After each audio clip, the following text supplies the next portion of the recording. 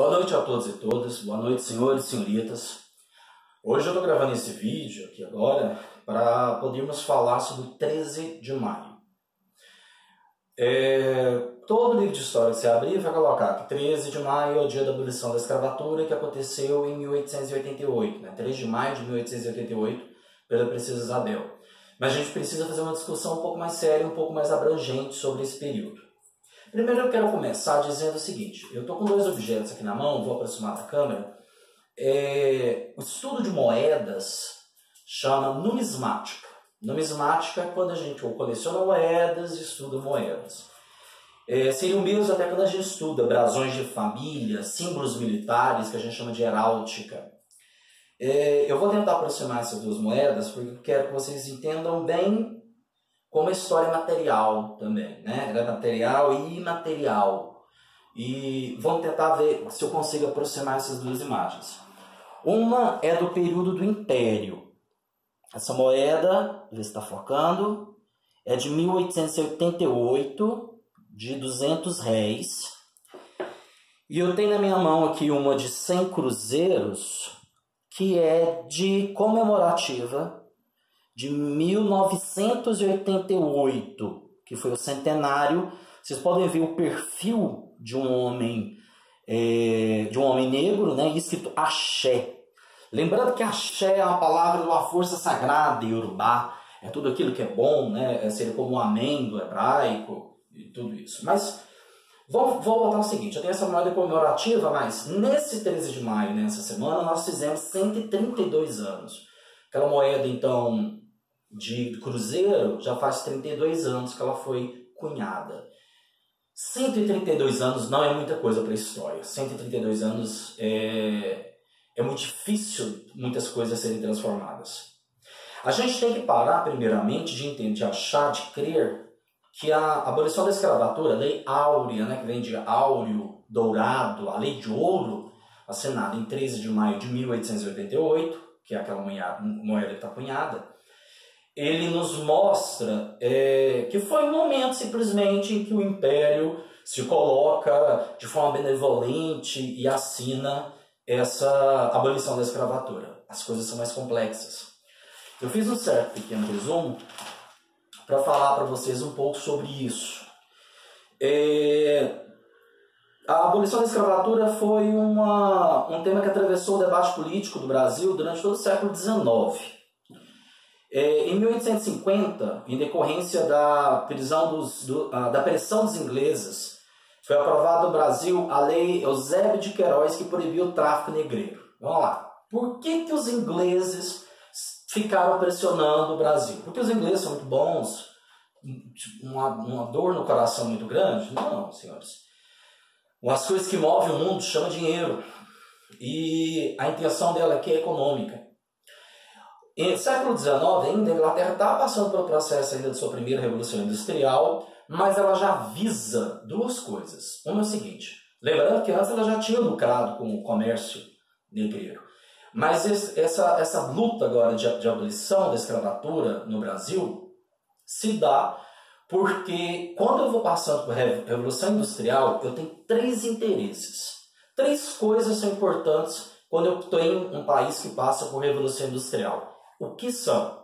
Matéria-prima, mão de obra barata e mercado consumidor. Aí eu vos pergunto: matéria-prima, essa recolonização, né? Portugal colonizava suas colônias, mas remetia à Inglaterra. Fato até que faz com que a coroa portuguesa tenha vindo para o Brasil foi para não contrariar a Inglaterra quando foi pressionada por Napoleão, lembrando. Ouro, na maioria, pau-brasil, ia em direção à Inglaterra. Por isso que a Inglaterra foi possível também ela fazer uma coisa que Marx vai chamar de acúmulo primitivo do capital, que permite que ela faça a Revolução Industrial. Mas vamos lá, eu tenho uma população gigantesca no Brasil. A maior população no Brasil é negra, ainda hoje. Naquela época, mais ainda. Escravo tem salário, senhores? Não. Então é o seguinte: eu posso até ter mão de obra barata e matéria-prima, mas eu não tenho mercado consumidor. E mercado consumidor é o que eu mais preciso. Eu preciso de quem compre os meus manufaturados. Eu preciso que isso se desenvolva cada vez mais. Essa lei, Eusébio de Queiroz, ela não foi respeitada, né? É que nós temos, em 1850, em decorrência da pressão dos ingleses, foi proibido o negreiro. Mas grandes nomes abolicionistas brasileiros foram Luiz Gama, André Rebouças, José do Patrocínio. Esses são nomes de grandes guerreiros do abolicionismo. A abolição, gente, é liberdade no processo das pessoas em situação de escravidão. Lembra, né? É bom lembrar também, brasileiros aqui, meus alunos, minhas alunas, vocês não são descendentes de escravos, vocês são descendentes de pessoas em situação de escravidão. Como tivemos pessoas em situação de escravidão em Grécia e em outros lugares. A vinda o trazer dessas pessoas para o Brasil, já no tráfico negreiro, se deu também não é só por força bruta, não, de força não, mas por conhecimento. O africano dominava a metalurgia em algumas regiões como Oió antes dos gregos. Então esse domínio sobre metalurgia, sobre como tratar e arar a terra, lembrando que muitos dos grupos indígenas, que eu tenho mais de 100 etnias, não especificamente arava a terra, faziam uma forma mais simples, como milho e mandioca até mesmo parou de produzir flor, né, geneticamente, porque é a mão do homem que interferiu ao ponto que hoje em dia é necessário que se corte a mandioca para que se tenha. Mas o africano tinha conhecimento sobre a terra. O africano tinha os africanos, né, desculpa gente, porque eu estou falando de povos distintos. Jeju-Marie, povo Yorubá. Eu estou falando dos malês, daqui malês, né, que especificamente eu estou falando então do pessoal da África setentrional, que são malês, a terminologia que se dá aqui, dos africanos islâmicos, tá? Que era chamado lá em Veneza e outros locais da Europa de Mouro, né? Shakespeare até escreve Mouro de Veneza. É importante a gente entender que esse africano foi trazido por conhecimento. Força, conhecimento, sim, tudo isso junto. Quando foi colocado, então, outro mito, índio não foi escravizado, foi. Nós tivemos cercamentos indígenas, inclusive o processo de bandeiras, que vai trazer a bandeira para Goiás aqui, gente, a bandeira que veio trazida pela Anhanguera, que era mestiço, não é essa figura romantizada que as pessoas põem, ele já era buscando também indígenas para cativeiro. No meio de tudo isso, houve chacinas gigantescas, como a chacina dos índios Goiá. Mas, voltando aqui para o processo de luta. A Confederação Abolicionista foi a maior associação abolicionista do país e organizou ações em causa pelo Brasil. É interessante que a gente coloca aqui, que vê, entre 1868 e 1870, 25 associações defendiam a abolição de diferentes províncias do Brasil. A mais importante foi a Confederação Abolicionista, que tinha André Rebouças e José do Patrocínio. Vamos pegar um trecho, eu amo literatura, vocês já perceberam isso? Deixa eu pegar aqui um pedaço de Navio Negreiro. É um poema muito grande, é considerado o poeta da abolição. E Navio Negreiro tem uma parte que, vamos pegar lá no final, ele vai falando, né, dos guerreiros ousados, hoje míseros escravos, né, combatem na solidão. E tem uma hora que é a revolta, eu gosto muito dessa parte, que é o final, que ela fala assim: Senhor Deus dos desgraçados, dizei-me vós, Senhor Deus, ele olhando um navio negreiro chegando, se é loucura ou se é verdade, tanto horror perante os céus, ó mar, porque não apaga de tuas vagas, de teu manto este borrão, astros, noite, tempestade, rolai das imensidades, varrei os mares tufão. E existe um povo, Brasil, que a bandeira empresta para cobrir tanta infame e cobardia, a auriverde pendão de minha terra que a brisa do Brasil beija e balança, antes que houvesse roto na batalha, do que servir a um povo de mortalha, mas infame demais. Como é que é? Deve ter a plaga, levantai-vos, heróis do novo mundo. Andrada, arranque este pendão dos ares. Colombo, fecha a porta de teus mares. Vamos aproveitar até esse finalzinho. Fecha a porta de teus mares. Com o final da abolição da escravidão, quando foi a Eusébio de Queiroz, ela não funcionou. os ingleses se irritaram profundamente. Primeiro apressaram com os portugueses, depois eu tive um processo de império. Lembra a formação de império brasileiro com Dom Pedro? Ele volta, e aí com Dom Pedro já II, né? Nesse período já com Dom Pedro II, pai de Princesa Isabel. Ele se irrita já com o Império Brasileiro tão grande que há o perigo de guerra. Para evitar isso, aí o que acontece? Eles aprovam uma lei, até que eu não me recordo agora o nome direito, que é o nome em inglês, é o Bill Aberdeen. A Bill Aberdeen é o seguinte: a Inglaterra, ela enfurecida, ela decretou o Bill Aberdeen, que permitia navios ingleses adentrarem as águas de território brasileiro e tomarem esses navios negreiros. Porque, como retaliação, no caso, do processo da lei. Alguns líderes abolicionistas, leis abolicionistas, durante o processo foram a lei do ventre livre e do sexagenário. Vou falar nela nem meio do tempo ali. Movimentos abolicionistas organizavam-se de diversas formas, como divulgando panfletos, organizando conferências, etc. Também era muito comum que as pessoas, às vezes, o próprio escravo conseguia formas de trabalho, de outros tipos de trabalho, tentar reunir para tentar comprar sua própria liberdade. E também um movimento chamado, só um minutinho, o abolicionismo popular. Abolicionismo popular foram pessoas da população que começaram a ficar contra o processo da escravidão e começaram a ajudar no processo de fugas, ajudar no processo também de resguardar essas pessoas, esconder essas pessoas que estavam sendo perseguidas. Vamos lá, vamos por datações aqui. Em 1820, proibição do tráfico, né? Lei Frejó. 1831, mesmo assim continuaram a disseminar o tráfico de escravos. 1845, Inglaterra enfurecida decretou o Bill Aberdeen, permitia navios ingleses adentrarem nossas águas e interceptarem os negreiros. Gente, eu vou mandar esse resumo, todos os textos para vocês, tá? Isso aqui é só um resumo, eu vou mandar o texto na íntegra para vocês. 1850, riscos de guerra, que a Inglaterra fez ser aprovada a Lei de Eusébio de Queiroz. A lei proibia, em definitivo, o tráfico, mas permitia que os vindos após 1831 continuassem escravos. E lembra? Então, em 1831 eu tenho a lei que vai proibir o tráfico e ela não adianta de nada. É para inglês ver, é o termo, para inglês ver, fazer de conta. E aí o que acontece? Em 1805, a lei de Eusébio de Queiroz proíbe, então, efetivamente que haja o tráfico negreiro, mas permitindo que de 1831, que já tinha a lei vigorando, até 1950, quem já tinha se trazido como escravo continuava escravo. Com essa lei, a repressão ao tráfico negreiro foi efetiva de 1851 até 1856, somente, um absurdo, somente 6.900 africanos chegaram ao Brasil. E são dados históricos oficiais. Nós não podemos afirmar que é isso. Imagina, já depois da proibição total ainda, eu tenho 6.900 pessoas que foram trazidas ainda em situação de escravidão.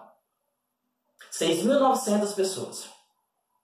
Eu quero lembrar aos senhores que em África eu tenho a destruição dos fatores culturais, que é o que permite essa trazida. Gente, não era simplesmente chegar com mosquetes e atirando e trazendo a pessoa.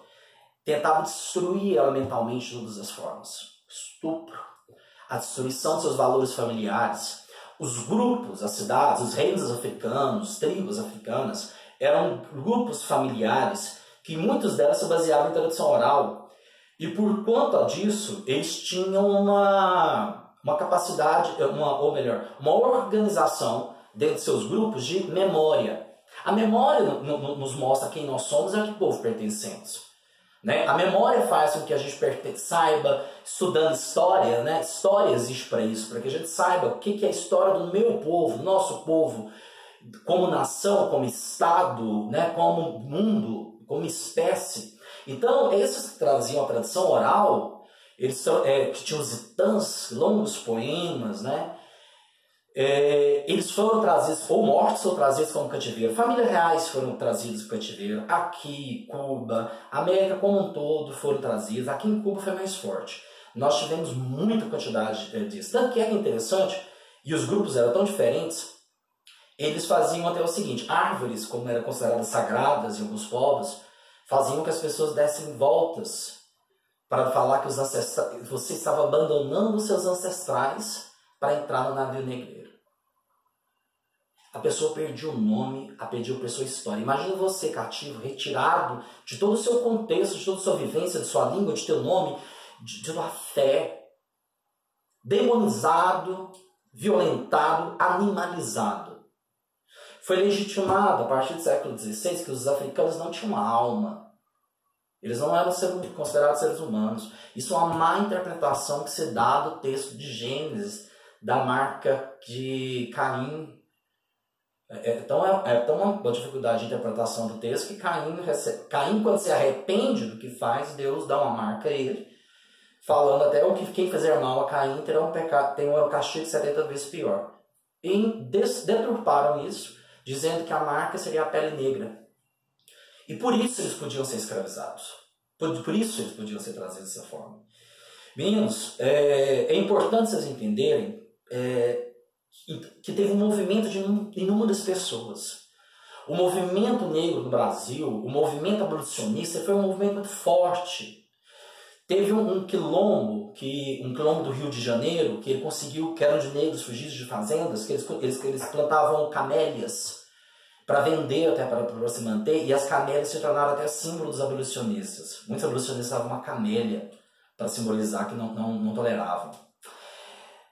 Vai ter um fator interessante e preponderante, que é o seguinte: com essa lei de repressão do tráfico, apenas 6 mil. A transição para outra forma, aqui, se eu interrompo a vinda desses cativos, eu estou interrompendo o número de pessoas que estão vindo para o trabalho. Lembrando que as pessoas morrem nesses trabalhos forçados. Os trabalhos são pesadíssimos. O trabalho de fazenda é trabalho como animal, é trabalho pesado, um trabalho extremo, leva à morte. E para agradar as elites, eles sentaram assim, tinham que substituir de alguma forma. Foram tentando enrolar isso o máximo possível para agradar a elite, mas essas leis foram usadas para beneficiar a elite, né? Mas depois, certas leis, até como a sexagenária, vai ser usado pelos grupos como advogados, né, que vão tentar fazer o processo de libertação. 1860, eu tenho a pressão para o fim da escravidão só aumentando. Por que com isso? Porque na Rússia acabou a servidão. A servidão russa, servidão era o modelo seguinte, gente. Desde o século XIX até o início do século XX, mas pegando esse 19, no século XIX, a Rússia está muito caracterizada ainda como feudal. Ela tem uma estrutura feudal, eu tenho a estrutura do czar, eu tenho os nobres ainda donos de terra, eu tenho uma estrutura de feudos e aquela servidão, que é característica da medieval, se encontra. Só que o rompimento da servidão, que era o homem preso à terra, ela acaba nessa década, em 60 do século XIX. E eu vou ter também o fim da Guerra Civil nos Estados Unidos. O que foi essa Guerra Civil? Foi chamada Guerra de Secessão, turma. A Guerra de Secessão lembra, eu tenho as 12 colônias, 12 separações ali no extremo do litoral estadunidense. Metade deles, os estados do norte, já são industrializados e tem matéria livre, já percebeu? Escravidão não combina com industrialização, turma, não combina. Estão percebendo por que esse mundo foi mudando? Foi por causa da industrialização. Eu preciso de mão de obra barata, matéria-prima e mercado consumidor. A Guerra de Secessão então é travada. A única guerra que aconteceu em solo americano, viu? Por isso até que eles enriqueceram muito mais, porque sempre eles travaram guerra fora do país deles. Mas o Sul, grande plantador de algodão, vasto plantador de algodão, que alimentava a indústria também inglesa, têxtil é de tecido, tá, gente? Então ali à margem do rio Mississippi, né, descia esses grandes navios de algodão. Ali até o soul, a música de lamento, jazz, muito vai surgir ali a música negra de lamento, né, uma música muito forte, que depois vai dar origem até ao rock, quando se une ao Coltrane. É importante você entender que então é o seguinte: quando houve a Guerra de Secessão, eles foram escravocratas do Sul e não escravocratas do Norte. Na Guerra de Secessão, o Norte ganha e é colocada a abolição da escravatura também. Mas isso não é tão suficiente. Vou dar um exemplo para vocês. como os abolicionistas eram tratados no Brasil. No século XIX, após a Guerra de Secessão, vieram para cá, para o interior, pessoas que vieram dos Estados Unidos, vieram até da Inglaterra, gente para cá, tentando viver nesse trabalho escravocrata. Eu quero salientar para vocês um caso que aconteceu em São Paulo, no interior de São Paulo, no século XIX, que é o seguinte: tinha um delegado abolicionista, e eu tinha dois fazendeiros, até um fazendeiro de origem inglesa e um estadunidense. O estadunidense casou com, acho que, uma brasileira e comprou a fazenda dos sogros. É bem aquela questão colonialista, né? E o delegado se negou a ficar fazendo busca com os policiais de escravos fugidos. Ele falou que não cabia à polícia isso. Isso gerou uma revolta nesses donos do poder, que eles instigaram a população a atacarem o delegado. O delegado foi morto dentro de casa por um grupo de 200 pessoas que invadiram sua casa. A descrição é terrível, terrível. Ele morreu de surra. Ele grita para a mulher e os 2 filhos poderem fugir. A filha, acho que em torno de 8 ou 9 anos, se ajoelhava em frente à população pedindo para não matar o pai dela. E mataram com toda a violência. Teve uma repercussão muito forte. Muitos abolicionistas foram assassinados, muitas pessoas abolicionistas foram assassinadas. Eram chamados século XIX, lembra? É uma corrente ideológica que surge no século XIX, chamado socialismo. Eles eram chamados socialistas, gente, porque todo mundo que lutou por libertação de escravos, por igualdade, é chamado socialista ou comunista. Então, eles foram chamados dessa forma, mas eu tenho também um atraso que ocorre aqui no Brasil no processo de abolição da escravatura, que foi a Guerra do Paraguai. A Guerra do Paraguai, inclusive, era prometido para muitas pessoas que fizessem parte da guerra que teriam libertação. Não foi verdade, não. Essa promessa foi feita também na Guerra de Secessão. Muitos pessoas do sul dos Estados Unidos prometiam aos homens em situação de escravidão que, se eles lutassem também na guerra, vencessem, eles teriam também a liberdade. A Guerra do Paraguai atrapalhou todo esse processo abolicionista. E eu tenho em 1871 a chamada Lei do Ventre Livre, que é uma lei vergonhosa, gente. É o seguinte: a partir de 1871, qualquer criança que nascesse de uma mulher em situação cativa, em cativeiro, estaria livre a partir dos 8 anos, mas se pagasse multa. Em suma, tinha que se pagar ao senhor escravo uma multa pela liberdade dessa criança de 8 anos. Ou ela trabalharia até os 21 sem pagar a multa. Mesmo se a criança fosse livre já de nascimento, a partir do nascimento, como que um bebê humano vai sobreviver sem a mãe? Como que um bebê humano vai conseguir andar e vivenciar, sair dali livre, se a mãe é cativa? Se a mãe está em cativeiro? É uma lei vergonhosa. Foi uma dessas leis vergonhosas. Assim, são as leis do faz-me rir. Isso atendia os donos escravos, mas foi usado por advogados e rábulas. Gente, rábulas é um termo para designar advogados que não tinham formação acadêmica, ok?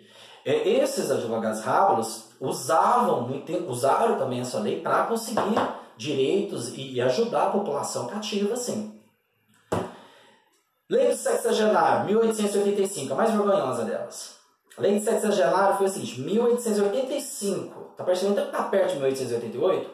1885, eu tenho uma lei que ela vai ser formada da seguinte forma: o homem ou mulher cativo, em situação de escravidão, ao chegar aos 60 anos, se encontra a liberdade. Gente, tem gente que muitos não chegavam a 60 anos. Quando muitos desses chegavam, gente, a pessoa está tão destruída fisicamente, ela não tem saúde nenhuma. Muitos ficaram por fazenda, alguns ficam por fazenda. Cito Freire aí, né? Que vão pegar a Casa Grande Senzala e depois vão pegar Sobrados e Mucanos. Vão pegar Gilberto Freire. Eu tenho muitos que não ficam. Essa mítica, até a religião de matriz africana Umbanda, até tem a figura do preto velho como sábio, é esse senhor até que ficou na fazenda, é aquele mais velho, sabe, que orienta os mais jovens, que ajuda. É muito triste você perceber que foi risada. Muitos proprietários de terra, né, essa elite agrária, ela ri dessa situação toda. Porque é uma lei tola, né? Em 1868 a 1870, eu tenho 25 associações que defendiam a abolição em diferentes províncias do Brasil. Tem um crescimento do movimento abolicionista. A mais importante é a Confederação a Confederação Abolicionista, com André Rebouças e José do Patrocínio, grande José do Patrocínio. Mas deixa eu falar aqui de outras figuras também. João Cândido, mestre sala dos mares. João Cândido é o que nós estudamos no movimento chamado Revolta da Chibata.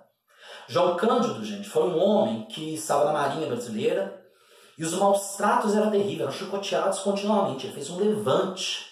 Há uma música muito bonita do Almir Blanc, interpretado por Elis Regina, que chama Mestre Sala dos Mares.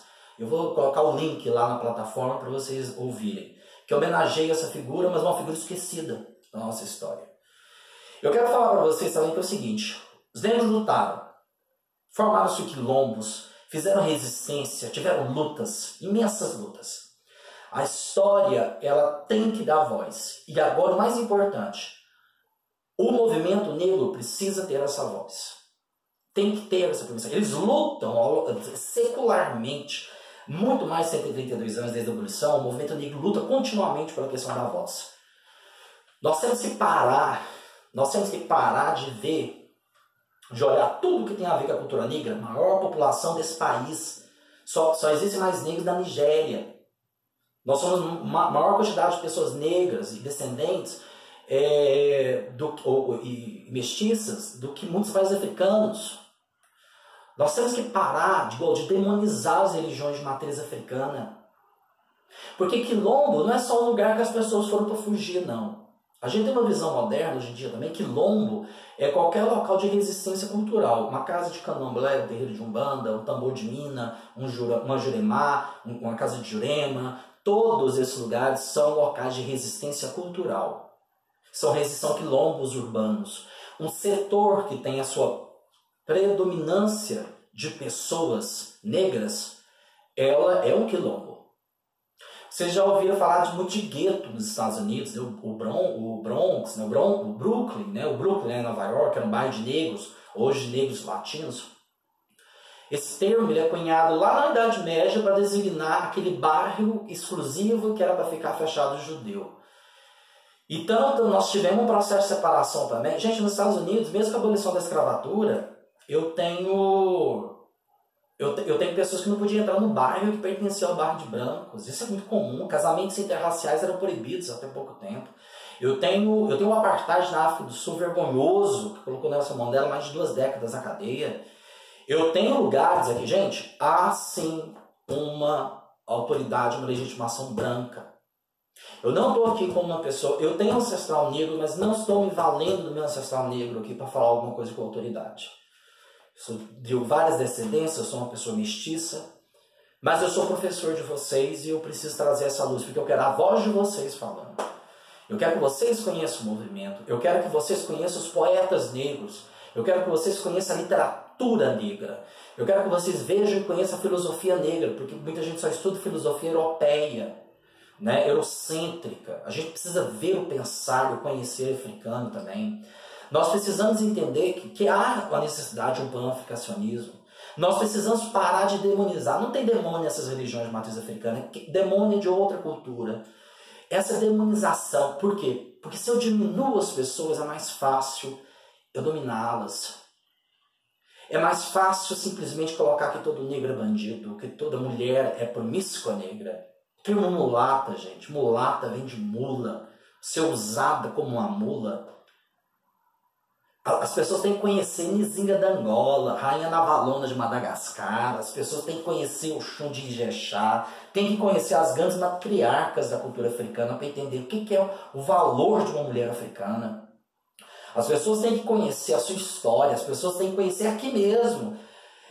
Nós chegamos a uma altura mesmo de quarto despejo, infelizmente deu branco agora o nome, que quando foi publicado, o jornalista até que publicou o livro dela, o Brasil questionava, falava que ele escreveu o livro, porque ela não podia, ela favelada, uma mulher pobre favelada, não podia escrever o livro, um livro excelente.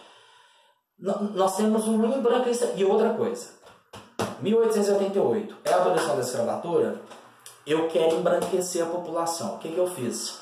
Mando convidar tudo que é imigrantes italianos, alemães, todo mundo em situação de pobreza e miséria extrema, né? Extrema fome, Rússia, todos esses lugares que vieram para cá para embranquecer.